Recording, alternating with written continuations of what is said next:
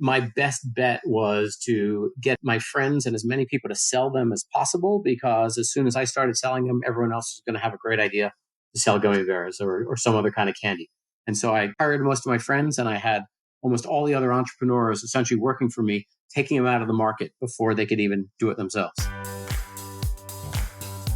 You're listening to Financial Grownup with me, certified financial planner Bobbi Rebell, author of How to Be a Financial Grownup. And you know what?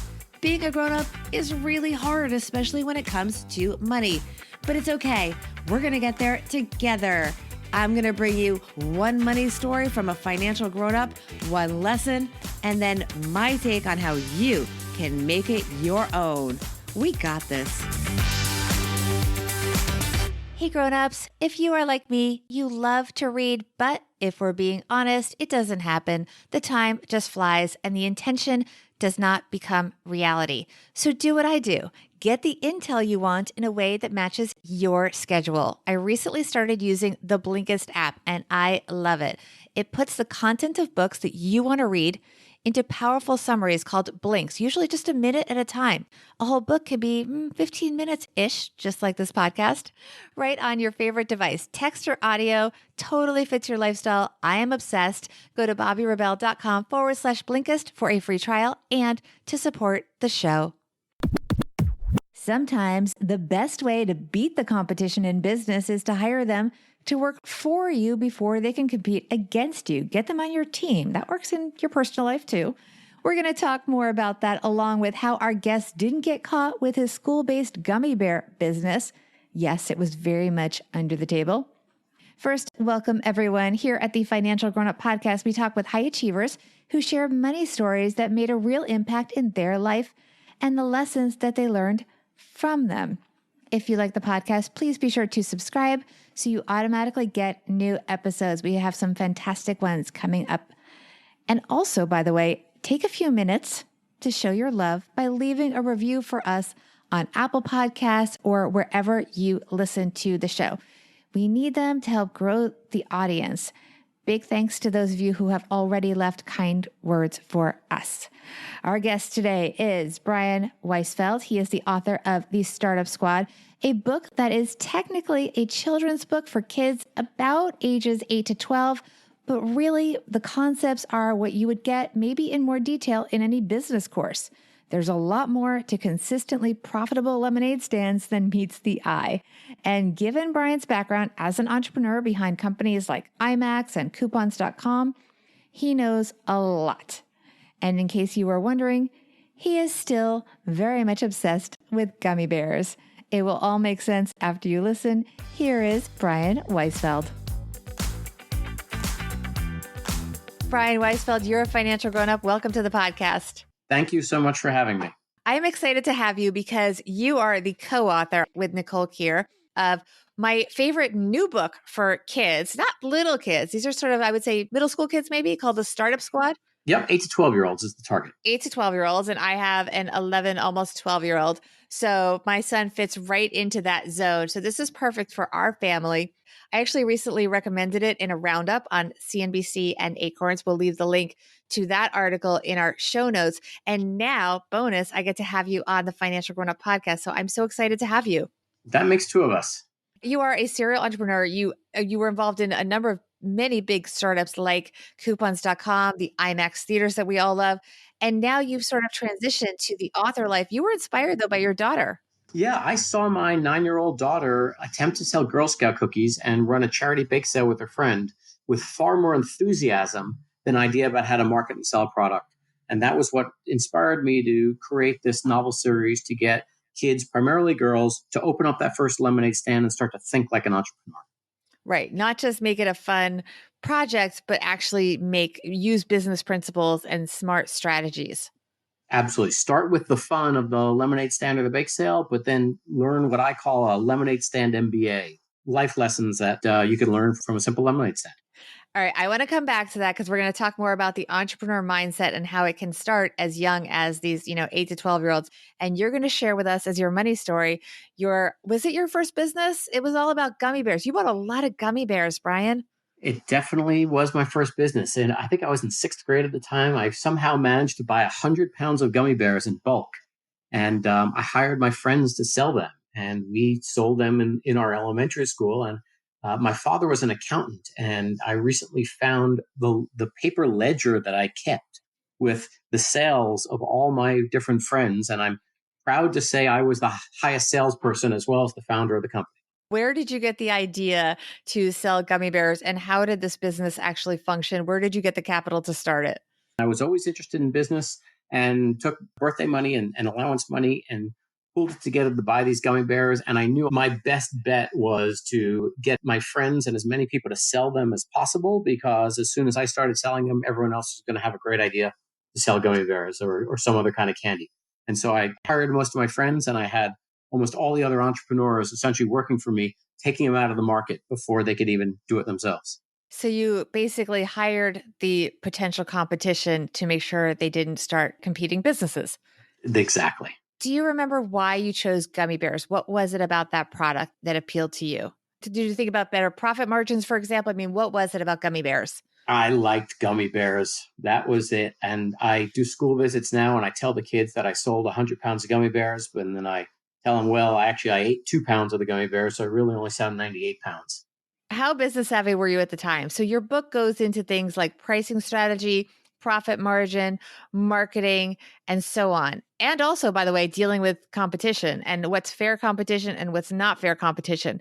How much of that did you use when you were building your gummy bear business? I definitely had a sense of profit margins. I knew exactly what I was paying for the gummy bears. I knew how much I wanted to essentially sell them to my sales team. And the ones that I sold for myself, I definitely had a higher profit margin on, but I didn't want to get stuck with 100 pound of gummy bears. And so having my friends essentially selling wholesale to them allowed me to make some profit and also take some risk off the table as well. And what was the biggest challenge at the time? Not getting caught.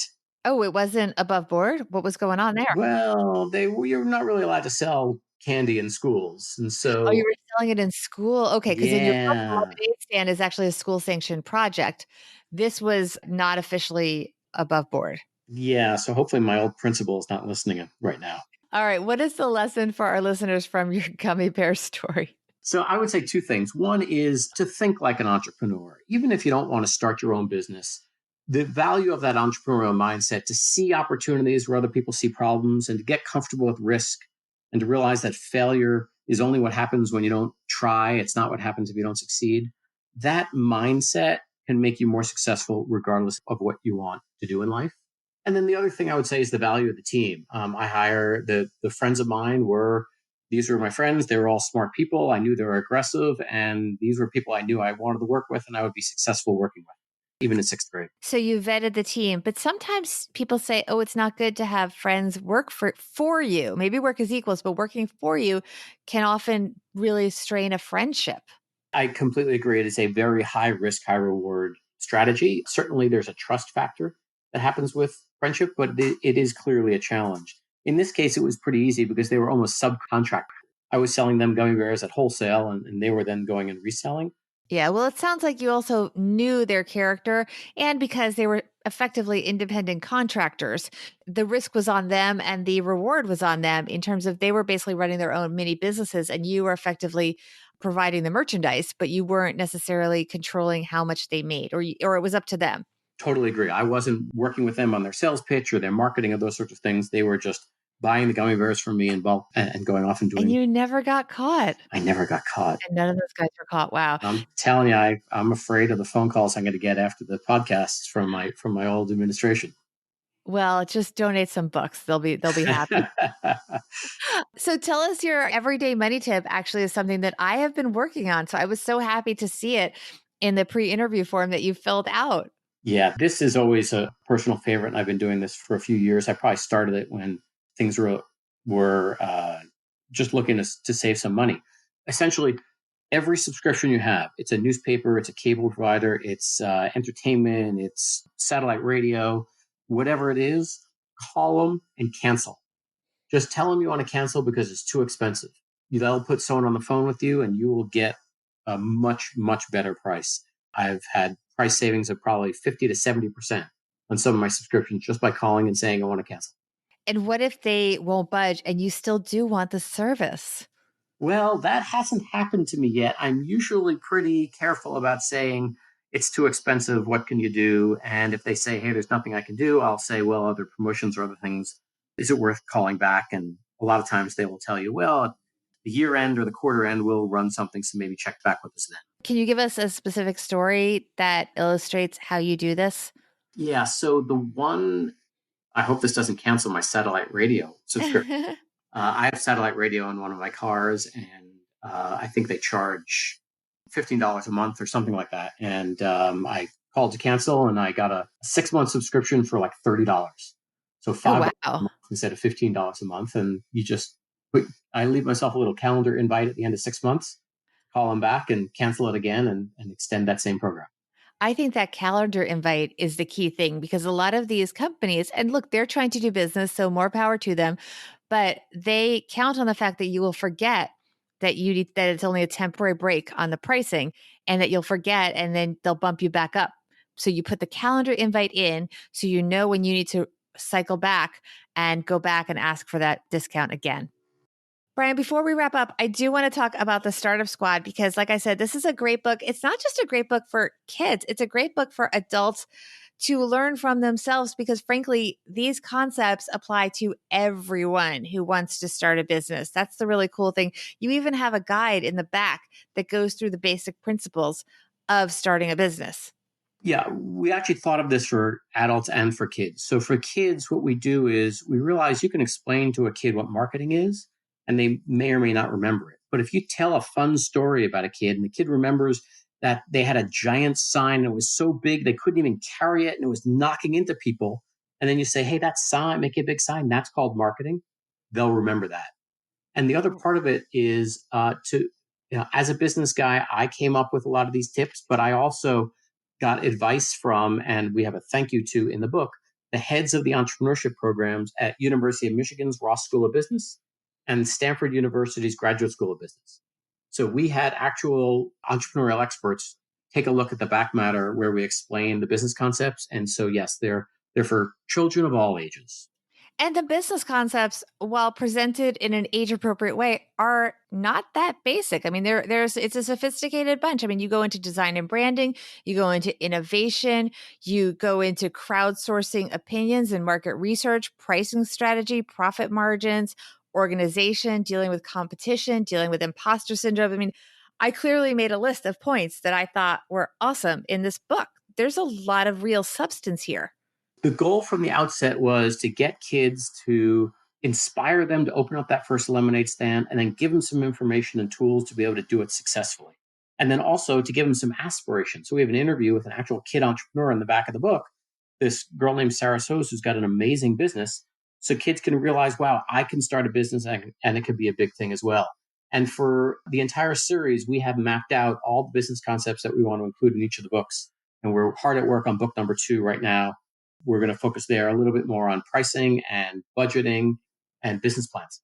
So you're going to niche down a little bit. So tell me more on that note. You're on book 2. What is the plan for this series and where can people find out more about it and about you? TheStartupSquad.com is our website. We have a ton of resources for adults and for kids. We have interviews with kid entrepreneurs. We have tips for parents. We have reviews and recommendations of other books that have an entrepreneurial theme to them. So thestartupsquad.com, we also have links to all the major book sellers. You can buy this at wherever books are sold, independent bookstores. Target is actually carrying the book nationally. We have a lot of other plans about we've got some in-school programs that we're doing. We have teacher's guides. We have activity kits that go with the book. We want to reach and impact kids, primarily girls, wherever we can. Love it all. Thank you so much, Brian. Thank you. Before we get to my take on the interview, I have some exciting news to share with everyone. I recently became totally obsessed with an app. It is called Blinkist. It summarizes books to just about 15 minutes. Yeah, kind of like this podcast, about 15 minutes. In fact, you can even listen to 1-minute chunks at a time. They call them blinks. So now I have been cruising through several books a day at a time and loving it. So much so that I actually reached out to Blinkist and was able to bring them on board as a partner to the Financial Grownup podcast because I want you guys to have this too. I know how precious your time is. Please use my link, bobbirebell.com/Blinkist. You'll get a free trial and then report back to me what your favorite blinks are so I can thank you for supporting the show. Again, the link is bobbirebell.com/Blinkist. Let me know how you like it. Here we go. Financial grown-up tip number 1. Let's talk about the concept of frenemies because it speaks to being practical about people that aren't really your friends, but you don't want to be your enemies, so you make them allies carefully. Although I have no doubt Brian's friends were genuine in that case, he did recognize that if he didn't get them on his team, they could create another team that would compete with him. If you have a goal and there is someone that could potentially become a stumbling block, think of a way to get them on your side. Instead of fighting them for a bigger slice of the pie, find a way to work with others to help to grow the pie. Financial grown-up tip number 2. Don't buy too much stuff. I admit this is only tangentially related to the story, but I can't help but think about it in this age of going to Costco and the economies of buying in bulk and all the mistakes that I have made and my family has made. I couldn't help but notice that he did mention that at least a part of the reason that he outsourced some selling was that he simply bought so much. It was fine for his business. It all worked out. But in our lives, unless you have a huge need and a lot of storage space, it's okay to buy small. Even if it seems like a bargain, buying more than you need rarely gets you ahead, especially if you don't have a need for it and you're not going to use it anytime soon. Big thanks to all of you for being here and investing your time and attention. I would love your feedback. Be in touch on Instagram at BobbiRebel1, on Twitter at BobbiRebel. Everyone, go out, get a copy of Brian's book, The Startup Squad, for yourself, and then pick one up to give to a young person that you care about as well. And thank you to Brian Weisfeld for helping us all be financial grown-ups.